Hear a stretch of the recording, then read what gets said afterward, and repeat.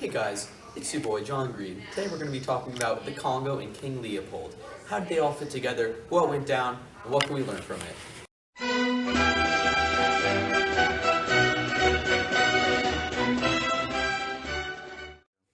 Today we are diving into the great topic of imperialism.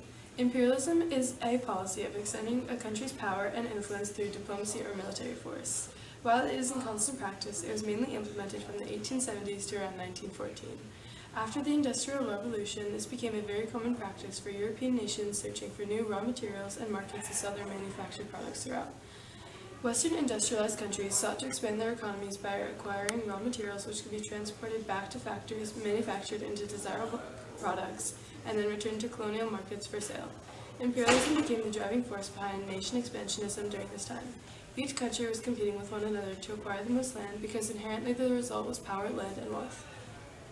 Practicing countries, which included France, Russia, Germany, Great Britain, Italy, the Netherlands, Spain, Portugal, and Belgium, were fueled by motives regarding the economy, technology, militarism, nationalism, and social Darwinism. Continents were being carved up, while civilizations were annihilated and the indigenous people oppressed.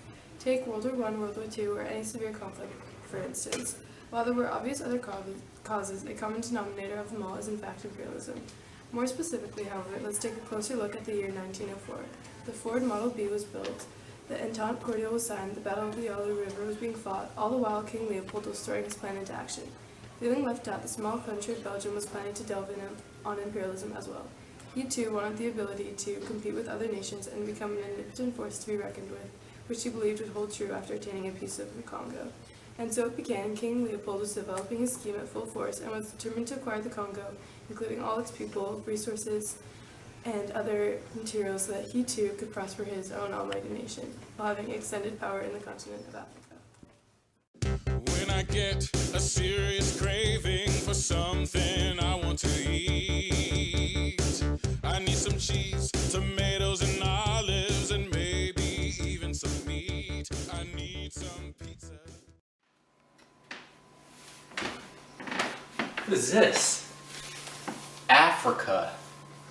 Whoa, that looks pretty good. Look at all those natural resources. I want this for myself.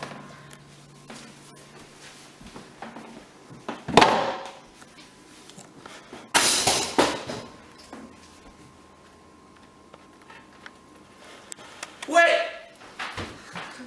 What do you want? I want some of that Africa. I found it. I get to keep it. Finders keepers. This doesn't mean anything. I could have found it just as easily. You just wandered upon it. No, this is mine. No, it's mine. What would you even want? I just want the northern half. Okay, I'll give you 10%. 10%. I want 50. No, 40%. 40%? Yeah, there we go. Hey, I can cut it! I want to cut it myself. Hey, listen, I would like a piece. What do you want? I want Central Africa. What are you going to do with this? I want to protect the people of Congo. Sounds like a plan. You can have it. I'll cut it for you. I know what I'm doing. That was fair to me. Fine.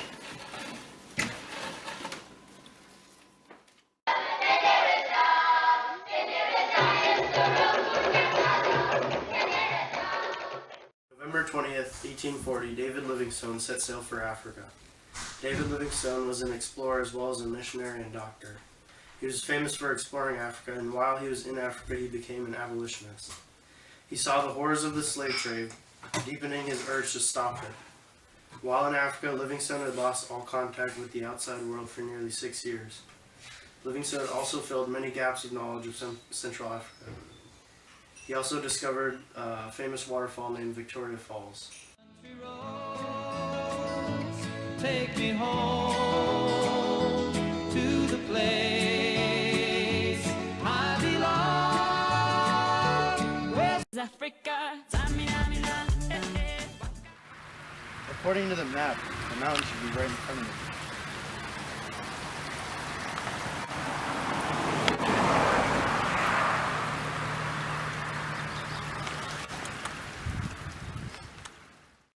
Meanwhile.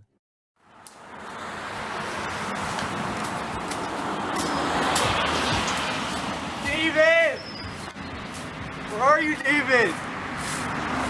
David! Dr. Livingstone!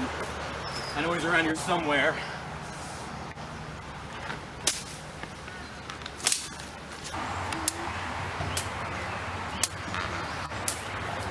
Is that you? David Livingstone.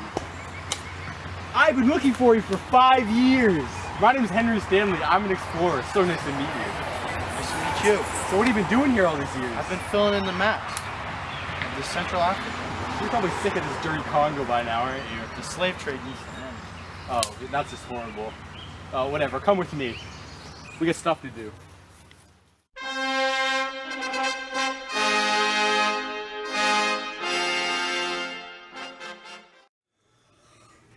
What's going on, guys? Today we're going to be talking about King Leopold of Belgium. Now, he was not a very cool guy. He did a lot of awful things. Let's talk about his childhood at first. He was the oldest child, and he was described as being thin and sickly, and his parents actually favored his younger brother. So, not very cool there. He was raised by a colonel in the military, and he raised him like it was a military camp. And Leopold, eventually, when he was growing up, he became interested in geography and politics. When he became king, his interest in geography helped him realize that the Congo could be a great place to profit. However, when he tried to expand a colony into the Congo, Congress would not allow him any funding. To counter this, Leopold decided to make a non-profit organization that would go into the Congo for the purpose of helping the people. He invited explorers and international representatives to his geographical conference on Central Africa to discuss humanitarian goals for the Congo. He announced his plans to abolish slavery and to establish missionaries and villages in the Congo to help the natives. In private, however, Leopold admitted to several people that he just wanted to make a profit. Leopold decided that he wanted to speak with Henry Stanley, the famous explorer who found Dr. Livingstone. He found Stanley and met with him to discuss the best region of the Congo where there is the most natural resources. After establishing a plan to extract the maximum amount of resources of the Congo, Leopold used his non-profit organization as a front to create his own personal colony. The colony eventually became known for the awful atrocities that occurred there, while Leopold ended up with a massive profit.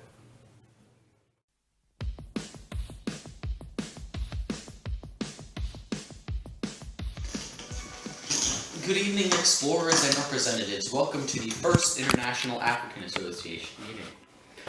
Today we'll be going over the plans for our nonprofit organization, as well as how we will put them to use.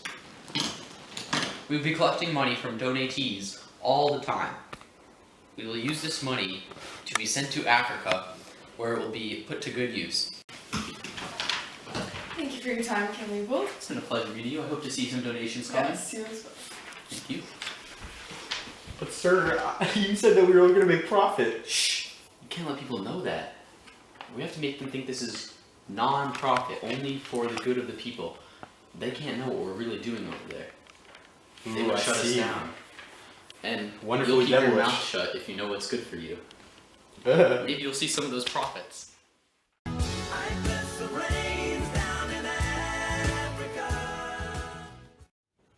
Rubber is a versatile industrial raw material with a lot of vital application in man's everyday life. However, behind the glorified commercial significance of the present, rubber is a horrid past that lies buried in history. A past drenched in the lifeblood and sweat of millions of helpless African natives. It's a little-known story of violence, molestation, and murder, connected with its exploitation from the African jungles dating back to over 100 years ago. Much before natural rubber shot into prominence. This is the fault of King Leopold. Millions of Africans died just for one man's greed, wealth, and glory. The dark story of ruthless exploitations, human rights violations, torture, rape, and murder occurred on a very large scale just to collect some natural resources, mainly rubber. Despite being talked about, written, and documented by prominent personalities, the dark secret of the Congo rubber exploitation remained dormant for almost 100 years. A colonial army, mostly comprising of local Africans and a few Belgian officers, was created. The army was equipped with Belgian automatic rifles. This army was sent to protect the territory of the Congo and was mainly used to enforce rubber collection and suppress internal revolts and protests. This force was entrusted with both military and policing functions. A common strategy used to collect more rubber was to demand a certain quota of rubber from each village. Failing to meet this quota was violently punished. In some cases, the complete village was set ablaze for not getting a significant quantity of rubber. The army was entrusted to enforce rubber collection and was permitted to use force and violence at their will. This included cutting off fingers.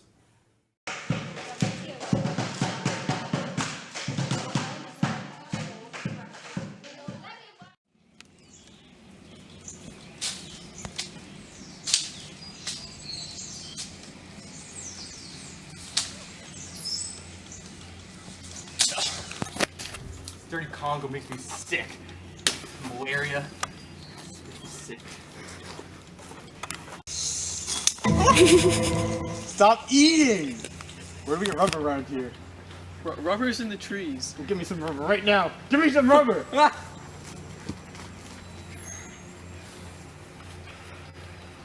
Faster! Hurry up there! I need some rubber now!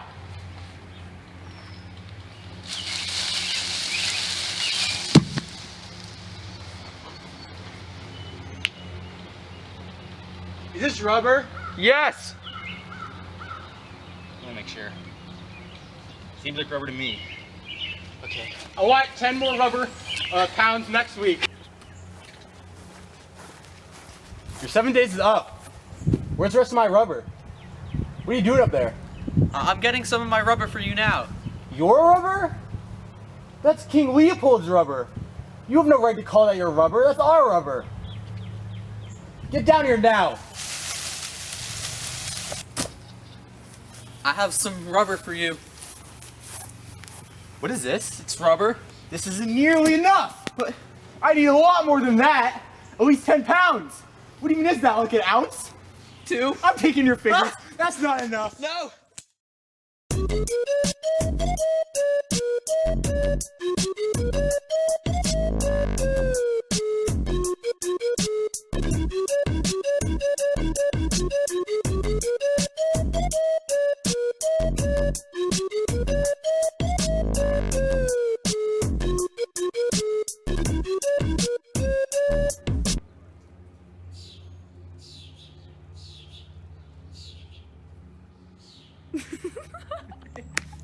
Wait, where do I go? Hey, you. Yeah? How do you get rubber out of these trees? You don't know where the rubber is. What? How do you get rubber? I just asked you a question. How do you get rubber? You're not supposed to know that yet. Yeah. You're supposed to ask, how do I get rubber? And I say, in the trees. And you say, get me rubber. Wait, these could be the bloopers. How about that? I'm back. Where's my rubber? Where's my rubber? I have some of it for you. You're supposed to throw the boot. No, I thought You're supposed to shake the him tree. to calm down, and then we're gonna give Jack. I have some rubber for you. What is this? It's rubber. This isn't nearly enough. I'm sorry. I need more. If you don't have it, then I'm taking your fingers. No, please. What are you doing? To be sent to Africa, where it will be put to good use. Please don't ask how. How? Why'd you bought so long? I don't know what I was doing. According to the map, the mountain should be right in front of you.